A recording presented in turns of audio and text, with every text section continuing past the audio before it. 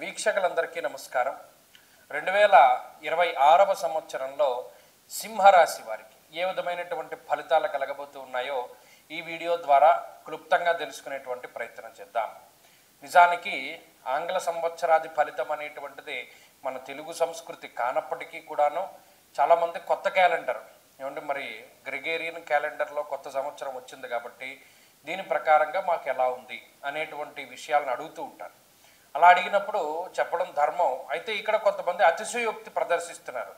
ఈ నూతన ఆంగ్ల సంవత్సరానికి కూడా ఆదాయ వ్యయాలు, రాజపూజ్య అవమానాలు, మూర్తిమంతాలు ఇలా అనేక రకాలైనటువంటి విషయాలని జోడించి అసలు దాంట్లో సంబంధం లేకపోయినా అసలు గోచార పరిస్థితులు ఏంటి, దీనిలో గజకేసరి యోగాలు, బుధాదిత్య యోగాలు అనేక రకాలైనటువంటి అసలు సంబంధం లేనటువంటి విషయాలను ప్రస్తావిస్తున్నారు. ఇదొక ఎత్తు. అసలు మనం చెప్పే గోచారమే రాశికి సంబంధించిన విషయం, దీన్ని లగ్నంతో ముడిపెట్టి చెప్తున్నాడు. అసలు సంబంధం లేనటువంటి విషయం.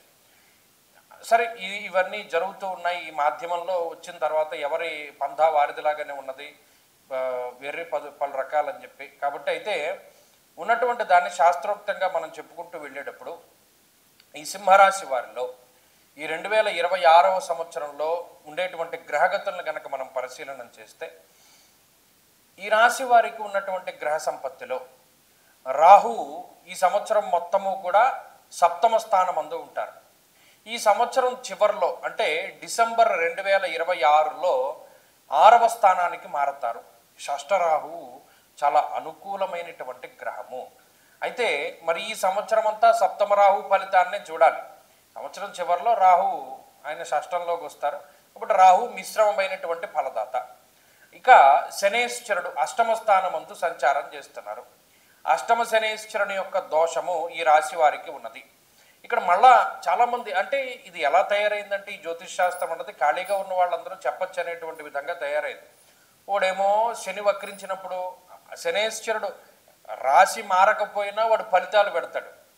వక్రించినప్పుడు ఈ ఫలితం అంటాడు, మళ్ళా రుజుమార్గంలోకి వచ్చినప్పుడు ఈ ఫలితం అంటాడు. వాడు ఇష్టం వచ్చినట్టు చెప్పుకుంటున్నాడు. ఇక ఈ ప్రజలు గమనించవలసిన విషయం ఏంటి అంటే ఈ సంవత్సరం మొత్తము శనేశ్వరుడు మధ్యలో వక్రిస్తారు, మళ్ళా రుజుమార్గంలోకి వెళతారు. ఎక్కడికి వెళ్ళినా అష్టమ స్థానస్థిత ఫలితాన్ని ఇస్తారు. ఇది గుర్తుపెట్టుకోవాలి. ఇక గురుడు మాత్రం 2 సార్లు స్థానం మారతారు. జూన్ 2వ తారీఖు వరకు లాభస్థానమందు ఉన్నటువంటి గురువు జూన్ 2 నుండి అక్టోబర్ 31 వరకు వ్యయస్థానమందు, అక్టోబర్ 31 నుండి డిసెంబర్ 31 వరకు జన్మరాశి యందు సంచారాన్ని చేస్తారు. అంటే లాభస్థానంలో ఉన్న గురువే బలము. తప్పితే జూన్ 2 దాటిన తర్వాత ఎప్పుడైతే పుష్కరాలు ప్రారంభమవుతాయో అప్పటి నుండి ఉండేటువంటి గురువు యొక్క ఫలితం సింహరాశి వారికి ప్రతికూలమే. కాబట్టి ఓవరాల్గా మనం పరిశీలన చేసినప్పుడు ఒక 25% నుండి 30% మధ్యలో ఉండేటువంటి శుభ ఫలితాలని సింహరాశి వారు ఈ సంవత్సరం పొందుతున్నారు. ఏమండి అదేంటంటే చాలా తక్కువగా చెప్పారు, మేము చాలా గొప్ప గొప్ప ప్లాన్స్ వేసుకున్నాం, మీరు ఎలా బాగాలేదని చెప్తే మీ వీడియో చూడం, లేకపోతే స్కిప్ చేసేస్తాం, లేకపోతే ఎవడు మా వీడియో సింహరాశి వాళ్ళు టాప్లో ఉన్నారు, బద్దలు కొట్టేస్తారు, కోట్లు సంపాదిస్తారు, లేకపోతేనేమో ఇంకా నిద్రపోతే కోటీశ్వర్లు అయిపోతారు అనేటువంటి విషయాలు చెప్తారు, వాళ్ళదే చూస్తామని అనుకుంటూ ఉంటారు.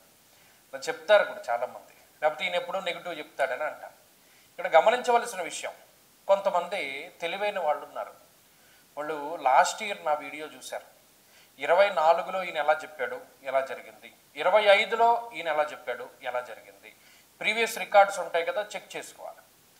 సింహరాశి వారికి బాగుందంటే బాగుంది, బాగాలేదంటే బాగాలేదు. నాకు మీ మీద ఏం కక్ష ఉండదు కదా. కాకపోతే ఏ పీరియడ్ బాగుంది, ఏది బాగాలేదని తెలుసుకుంటే మాత్రం కొంత ఉపయోగం ఉంటుంది. జూన్ 2వ తారీఖు వరకు గురువు యొక్క బలం ఉంటుంది కాబట్టి యశో వృద్ధిర్ బలం తేజ సర్వత్ర విజయ సుఖం అన్నాడు. అంటే ఇక పరిస్థితులు ఎలా ఉన్నా, ఇప్పుడు చూడండి, బండి మీద వెళ్ళిపోతూ ఉంటాడు, చైన్ ఊడిపోతుంది, పెట్రోల్ అయిపోతుంది, సెల్ఫ్ ఆగిపోతుంది, అయినా బండి వెళ్ళిపోతుంది కొంతసేపటికి ఎదరికి.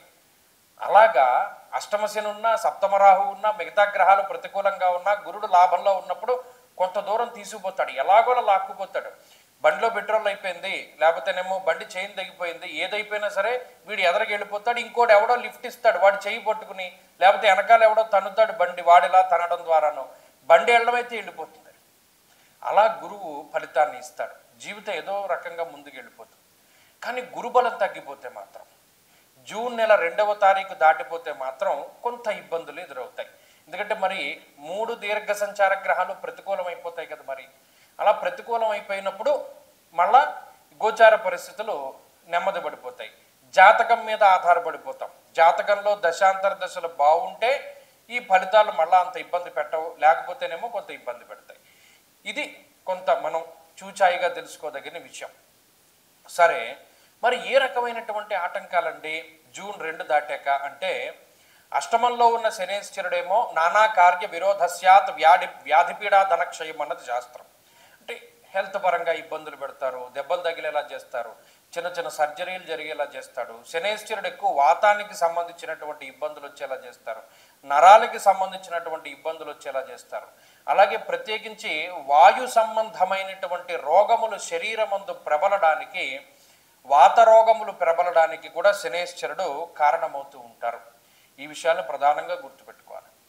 అలాగే సప్తమ రాహు అంత ప్రతికూలమైనటువంటి గ్రహము కాదు, అంత వ్యతిరేకి కాదు, కానీ ఆయన పర్సనల్ లైఫ్లో కొంత డిస్టర్బ్ చేస్తాడు, డ్యామేజ్ చేస్తాడు. కొంత మీరు అనుకునేటువంటి విషయాలు అవతల వాళ్ళకి కన్వే అవ్వు మీ జీవిత భాగస్వామికి. ఆ పరంగా కొన్ని చికాకులకు ఆయన కారణం అవ్వచ్చు. ఏదేమైనప్పటికీ మిశ్రమ ఫలదాత. గురువు మాత్రం జూన్ 2 దాటిన తర్వాత స్థాన మార్పుకి, స్థాన చలనానికి అవకాశాన్ని కల్పిస్తాడు. ఉద్యోగపరమైనటువంటి మార్పులు చేస్తారు. దేశాంతరవాసాన్ని కలిగించడానికి అవకాశాన్ని ఇస్తారు. మరి ముఖ్యంగా ఇక్కడ పనిచేస్తుండేటువంటి వాళ్ళు వేరే దేశంలోకి వెళ్ళడానికి, వేరే దేశంలో ఉన్నటువంటి వాడు ఈ దేశంలోకి రావడానికి, అటువంటి ఫలితాలను ఎక్కువగా గురువు కలగజేస్తూ ఉంటారు. ఇక కుటుంబపరమైనటువంటి విషయాలు, సంతాన సంబంధమైనటువంటి విషయాలు ఇవన్నీ కూడా మధ్యస్థంగానే గోచరిస్తాయి. ప్రత్యేకించి ఆర్థిక పరమైనటువంటి విషయాలు ఈ సంవత్సరంలో జూన్ 2కి మునిపే బాగున్నాయి. జూన్ 2 తర్వాత అంతా ఖర్చే కనబడుతోంది. కాబట్టి ఈ ఫలితాలన్నింటినీ కూడా ఈ సంవత్సరంలో మీరు గుర్తుపెట్టుకోవాలి. మరి ఏం చేస్తే బయటపడతామండి? సంకష్టహార చతుర్థి వ్రతాలు మీరు గుర్తుపెట్టుకోండి. శుక్లపక్షంలో చవితి కాకుండా కృష్ణపక్షంలో వచ్చేటువంటి చవితి తిథి రోజున విఘ్నేశ్వరునికి సంబంధించినటువంటి హోమము, అభిషేకము, అర్చన సంబంధమైనటువంటి విషయాల వల్ల, గణేశ అష్టోత్తర శతనామావళి స్తోత్ర పారాయణ వల్ల ఈ రాశి వారు ఎక్కువ లాభం పొందుతారు. ప్రతి నెలలోనూ ఒకరోజు వెచ్చించండి. సంకష్టార చతుర్థి అని వస్తుంది. ఆ సంకష్టార చతుర్థి రోజున ఖచ్చితంగా గణపతికి అభిషేకం కానీ, అర్చన కానీ, గరిక పూజ కానీ, అష్టోత్తర శతనామావళి కానీ చేయించుకోండి. అలాగే ప్రతిరోజు చదవలసినటువంటి స్తోత్రాల్లో గణేశ అష్టోత్తర శతనామావళి స్తోత్రం లేదా విఘ్నేశ్వరుని యొక్క అష్టోత్తర శతనామాలని ఖచ్చితంగా ప్రతిరోజు చదువుతూ ఉండండి. వీలుంటే వినాయకుడు ఉంగరం చేతికి పెట్టుకోండి. విఘ్నేశ్వరుని ఎక్కువగా ఆరాధన చేస్తూ ఉండండి. దానివల్ల మీకు శుభం కలుగుతుంది. స్వస్తి.